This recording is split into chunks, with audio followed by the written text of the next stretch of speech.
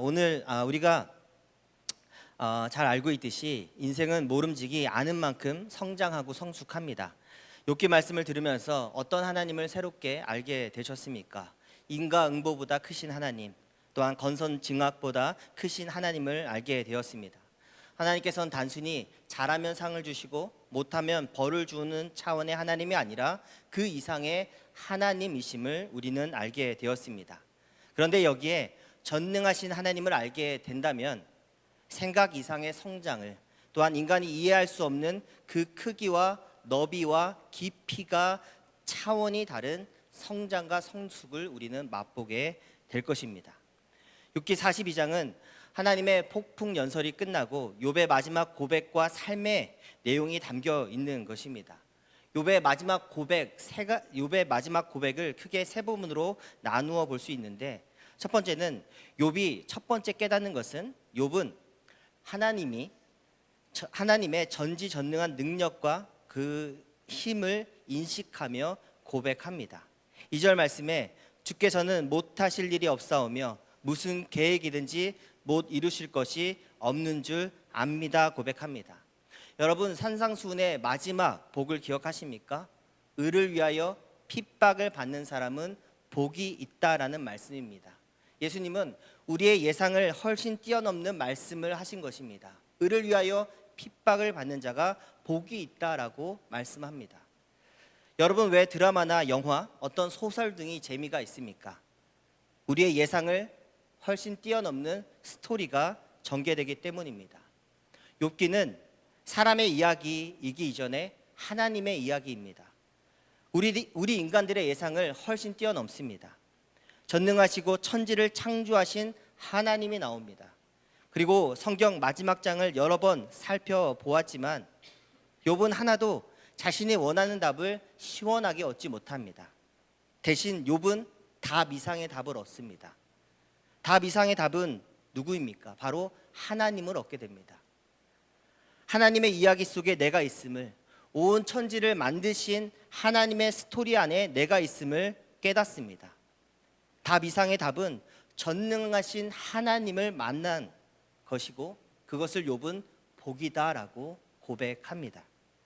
두 번째, 욥은 하나님의 신비롭고 경이로운 일을 무시했음을 인정하는 고백을 합니다. 3절, 무지한 말로 이치를 가린 자가 누구니까? 나는 깨닫지도 못한 일을 말하였고 스스로 알 수도 없고 헤아리기도 어려운 일을 하였습니다 라고 말합니다. 존 칼빈은 하나님을 아는 지식과 나 자신을 아는 지식은 연결되어 있다라고 말합니다. 인간은 하나님을 알 때 비로소 자기 자신을 알게 됩니다. 하나님을 모른다면 실상 자기 자신을 모르는 거다 이야기합니다. 그래서 하나님을 모르는 사람들은 교만합니다. 하지만 하나님을 아는 사람들은 최종적으로는 교만을 버리고 고집을 그치고 주께로 돌아옵니다. 하나님께 항변하던 욥이 더 이상 하나님께 항변하지 않습니다. 하나님을 고소했던 것을 취소하고 스스로 낮게 엎드립니다. 그저 전능하신 하나님과 그분이 하신 놀라운 일들 앞에 경탄하고 경배합니다. 그런데 만약 욥이 자신이 왜 억울하게 고난을 당했는지 하나님께서 단답식으로 딱 하나를 알려주었다면 오히려 욥은 아이고 억울해서 죽었을 것입니다.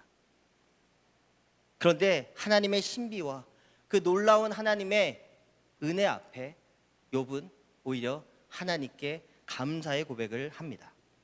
세 번째로 욥은 자신의 존재 자체, 정체성의 변화가 나타났음을 깨닫고 고백합니다. 우리 5절과 6절을 같이 한번 읽습니다. 시작. 내가 주께 대하여 귀로 듣기만 하였사오나 이제는 눈으로 주를 배움나이다. 그러므로 내가 스스로 거둬들이고 티끌과 재 가운데서 회개하나이다.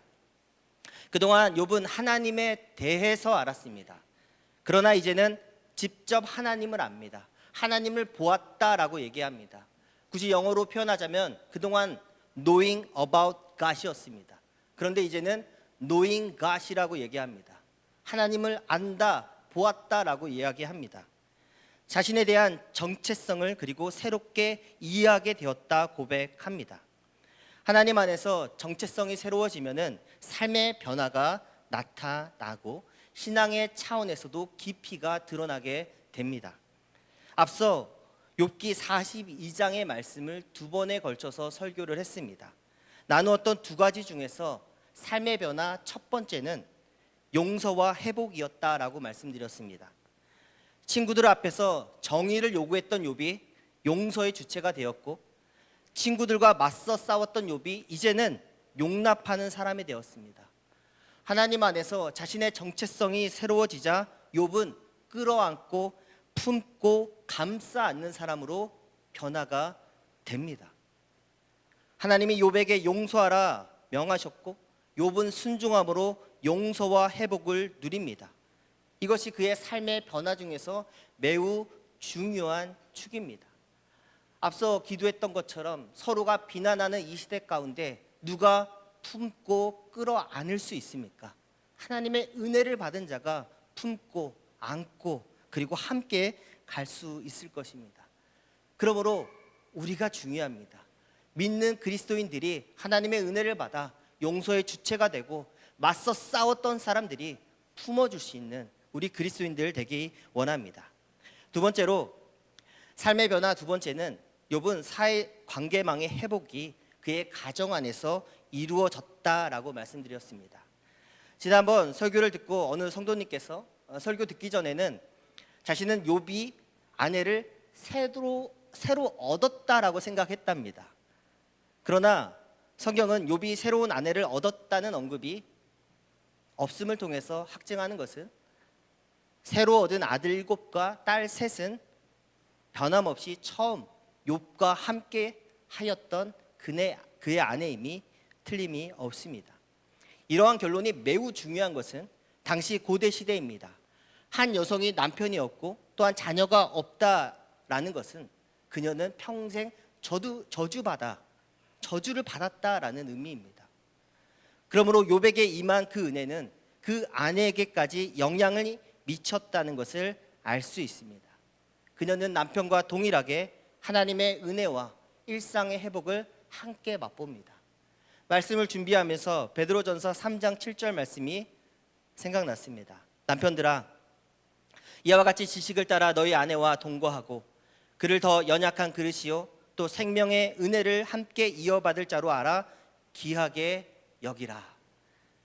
하나님 안에서 정체성이 새로워진 욥은 자신을 저주하고 욕하던 그의 아내를 생명의 은혜를 함께 이어받을 자로 여기고 처음과 같이 귀하게 그녀를 대하며 함께 가정을 일구어 갔다라는 것입니다.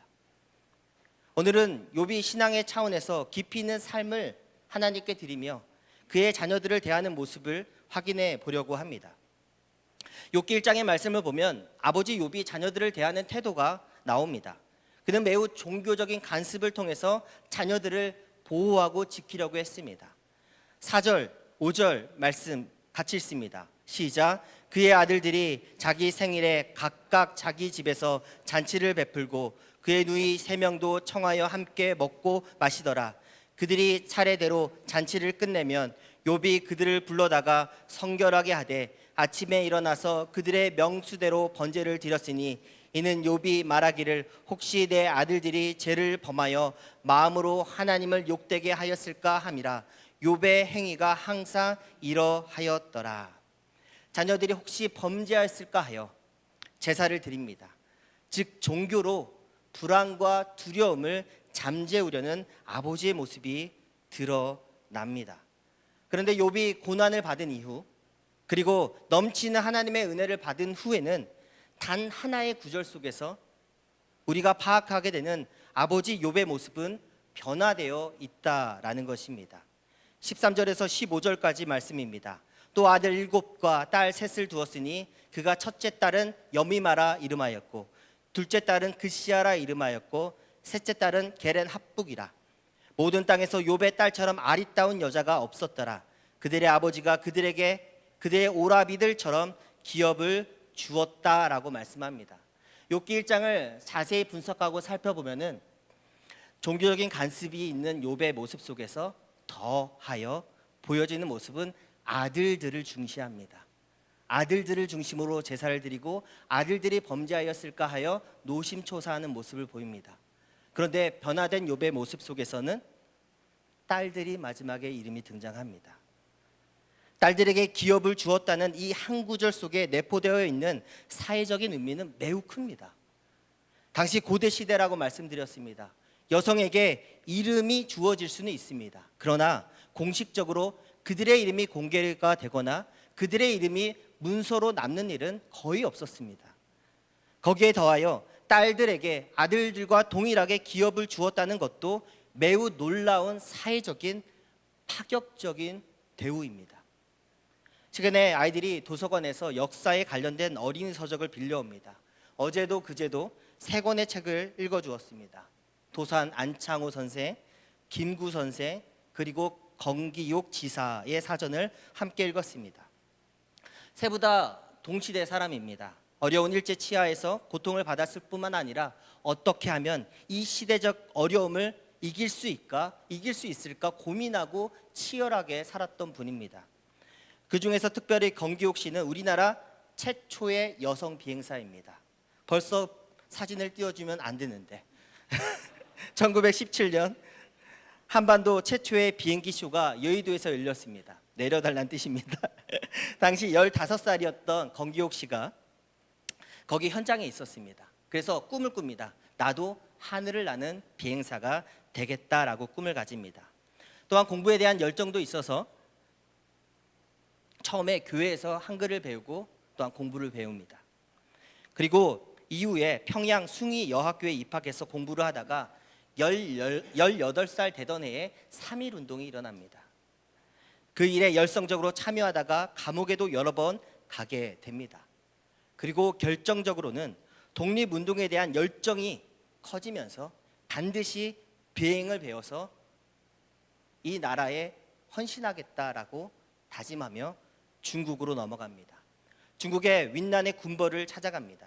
당시 군벌은 한 나라의 대통령보다 더 높은 지위에 있던 사람을 끝내 찾아가서 자신을 써달라고 이야기합니다. 나라도 다르고 여성인데 그의 열정에 반해서 그를 입학을 받아줍니다. 나중에 그녀가 비행사가 되었다는 뉴스가 우리나라에도 알려지게 됩니다. 1926년 동아일보에 매우 재미있는 기사가 나옵니다. 군인의 정신을 빼리만큼 미모의 건기요, 하늘을 정복하는 조선의 용사 중 꽃 같은 여루 용사 건기요. 근데 사진을 보십시오. 아까 우리 김창선 전사님도 보고 여자예요? 라고 이야기를 하시는데 사진을 보면 느껴지겠지만은 모범생 같고 또한 여러 가지 다른 사진들을 보면은 여전사 같은 모습입니다. 상대방을 압도할 것 같은 결기와 기운이 느껴지는 사진들이 굉장히 많습니다. 그런데 보십시오. 동아일보에 뭐라고 적혀 있었다고요? 헤드라인이 미모의 여성으로 표현이 됩니다. 그때나 지금이나 여성을 보는 사회적 시각이 비슷하다라는 걸 느낍니다. 욥의 딸들에게 주어진 표현, 아름답다라는 표현 역시도 이러한 의미가 내포되어 있지 않은가 생각합니다. 사회 속에서 꿈에 도전하며 기업을 일구어가는 진취적인 모습을 미모와 아름다움으로 표현한 것 아닌가 생각하게 됩니다. 물론 아름다움도 가지고 있었겠죠. 욥과 아브라함은 동시대 사람이라고 말씀드렸습니다. 아시다시피 아브라함이 그의 아내를 자신이 살기 위해서 어떻게 처신했는지 기억하실 것입니다. 창세기 12장 13절에 원하건대 그대는 나의 누이라 하라. 그러면 내가 그대로 말미암아 안전하고 내 목숨이 그대로 말미암아 보존되리라. 또한 자신의 아내 사라 외에도 첩을 몇 명을 두었는지 기억하실 것입니다. 또한 이 일에 그의 아내가 적극적으로 나섰습니다. 창세기 16장 1절과 2절에 아브라함의 아내 사레는 출산하지 못하였고 그에게 한 여종이 있으니 애굽 사람이요 이름은 하갈이라. 사레가 아브라함에게 이르되 여호와께서 내 출산을 허락하지 아니하셨으니 원하건대 내 여종에게 들어가라. 내가 혹 그로 말미암아 자녀를 얻을까 하노라. 당시 여성의 지위가 이러했습니다. 거기에 그녀가 노예 신분이라면 그의 대우는 이와 같이 더 미천했습니다. 그리고 아브라함이 하갈을 내쫓는 일에 있어서 우리는 남편 아브라함과 그의 아내 사라의 민낯을 우리가 창세기 말씀을 통해서 보았습니다. 욥은 아브라함과 동시대 사람이라고 말씀드렸습니다. 또한 아브라함의 조카 롯도 기억하실 것입니다. 역시 동시대 사람입니다. 롯이 멸망해가는 소돔성을 떠나 도망할 때에 그의 딸들이 부축하여서 겨우 도망할 수 있었습니다. 여기까지만 보면 얼마나 훌륭한 여성들입니까? 그런데 그의 딸들이 가지고 있던 세계관, 얼마나 세상적이며 얼마나 추하였는지 눈으로 읽고도 과연 실감이 나지 않습니다.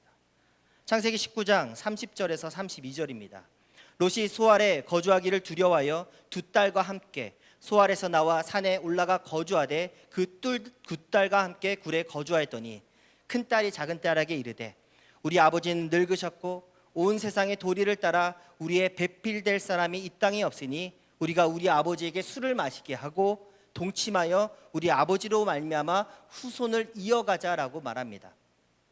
롯의 딸들은 세상이 멸망해가는 시점에 하나님께 대한 소망을 전혀 품지 못하고 있습니다. 하나님을 생각하지 못합니다. 하나님에 대한 지식이 전혀 없는 여성들이라는 것을 발견하게 됩니다. 롯의 아버지의 역할, 그가 가정에서 신앙적인 교육과 훈련을 전혀 하지 않았음을 발견하게 된다라는 것입니다. 그에 반해 욥의 딸들은 아버지의 지도에 따라서 하나님을 경외하고 예배 드리는 법을 배웠을 것입니다. 처음에 그랬던 것처럼 두려움과 불안함으로 아이들을 하나님 앞에 데려오지는 않았을 것입니다. 오히려 이제는 기쁨과 자유함 가운데 아이들을 하나님 앞에 데리고 나와서 주님을 경배하게 했을 것입니다. 뿐만 아니라 그녀들에게 사회적인 지위와 재산을 주어서 그녀들이 사회 속에서 아들들과 동일하게 영향력을 발휘할 수 있도록 방향을 설정해 주었다라는 것입니다. 이처럼 욥은 고난 이후에 넘치는 하나님의 은혜를 받은 이후에 주가 보이신 생명의 길을 묵묵하게 또한 치열하게 살아갔다라는 것입니다. 마지막 절이 우리에게 주는 메시지는 욥이 얼마나 치열하게 살다가 죽었는지를 보여주는 말씀입니다. 16절과 17절, 그 후에 욥이 140년을 살며 아들과 손자 4대를 보았고 욥이 늙어 나이가 차서 죽었더라. 지난주에 말씀드렸던 것처럼 어느 소설가의 말처럼 욥의 말씀은 동화처럼 재산과 자녀와 건강도 다 회복하고 오래오래 살다가 죽었더라의 말씀이 아닙니다. 오히려 그가 아들, 손자까지도 다 보고 늙어 나이가 차서 죽었다라는 말씀은 그가 얼마나 이전에 행했던 낮은 수준의 신앙의 차원을 벗어나 신앙적으로도 깊고 또한 사회적으로도 변혁을 이루는 일에 앞장을 섰는지 우리는 볼 수 있다라는 것입니다. 물론 앞서 잃은 자녀들에 대한 아픔을 가지고 살았을 것입니다. 그 아픔은 새롭게 자녀들이 탄생한다고 해서 잊혀지는 것이 아닐 것입니다.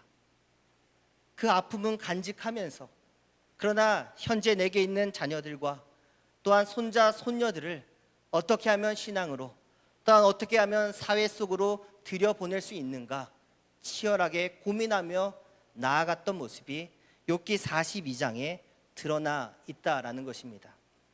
이처럼 욥기의 말씀은 한 사람의 이야기를 뛰어넘어 하나님의 이야기입니다. 하나님의 말씀입니다. 하나님의 말씀이 우리 삶 속에서 드러났을 때 어떻게 그 사람이 변화되어 가는지 보여주고 있다라는 것입니다. 우리의 예상을 훨씬 뛰어넘는 말씀이 우리 앞에 있습니다. 저는 개인적으로 욥기 42장 욥기 말씀을 큐티를 통해서 묵상하고 참 많은 은혜를 받았습니다. 42장의 말씀을 벌써 세 번째 설교하고 있는데 아직도 이 말씀을 대로 순종하지 못하고 이 말씀대로 한 걸음도 떼지 못하는 저의 삶을 보면서 한 번 더 묵상하게 되고 한 번 더 설교하게 되는 저를 발견합니다. 성도 여러분, 메시지를 통해서 용서 이후에 회복이 있었음을 전했습니다. 용서의 사람이 되어야 될 줄 믿습니다. 또한 하나님의 말씀을 통해서 욥이 그의 아내를 다시 받아들이며 그의 친구들을 다시 받아들이며 또한 그의 자녀들까지도 아들들을 중시했던 그의 삶이 딸들에게 이름을 주고 기업을 주고 한 걸음 한 걸음 나아가는 모습을 전했습니다. 그러면 우리들도 이러한 삶을 한 걸음 한 걸음 실천해야 될 줄 믿습니다. 성도 여러분, 하나님이 우리를 위해서 준비해 놓으신 길은 우리의 예상을 뛰어넘는 크고 놀라운 길일 줄 믿습니다. 하나님, 그 길을 걸어가기 원합니다. 하나님, 주와 동행하기 원합니다. 하나님, 도와주시옵소서 하는 마음이 우리의 심령 가운데 있기를 원합니다.